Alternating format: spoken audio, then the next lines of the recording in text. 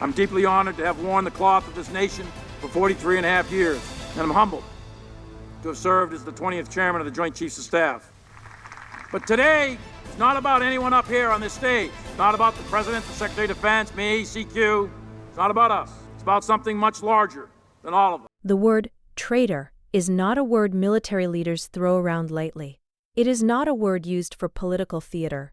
It is not a word whispered in frustration and forgotten the next day. When a decorated general, a man who spent decades in uniform, who commanded troops in war zones, who swore an oath to defend the Constitution of the United States, publicly suggests that a former commander-in-chief betrayed that oath, that is not noise. That is an alarm. And when that alarm is aimed at Donald Trump, the weight of it should make every American stop and ask one simple question. What did this general see that the rest of the country did not? This story does not begin with a cable news argument. It does not begin with a campaign rally. It begins inside the closed rooms of power, inside the Situation Room, inside private briefings, inside moments when the cameras were off and the public could not hear what was being said. The general at the center of this firestorm is not a partisan commentator. He is a career officer, a man who spent over 4 decades in service, a man who advised presidents from both parties, a man who rose to the highest ranks of the armed forces by proving his loyalty not to a person,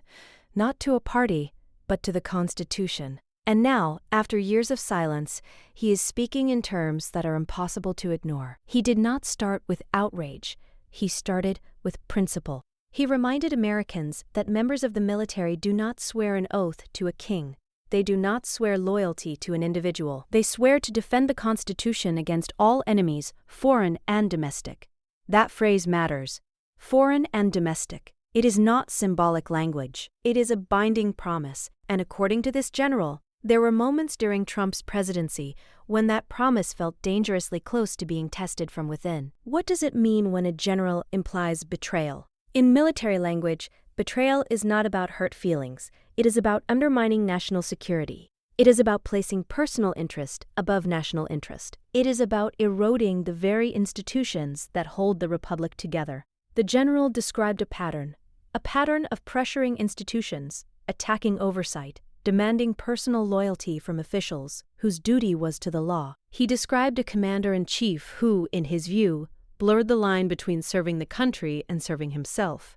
And then came the word that detonated across headlines: traitor. The general did not shout it in rage. He framed it as a moral conclusion. If you attempt to overturn lawful processes, if you pressure officials to ignore constitutional boundaries, if you flirt with using state power against political opponents, what does that become? At what point does it cross from aggressive politics into betrayal of the system itself?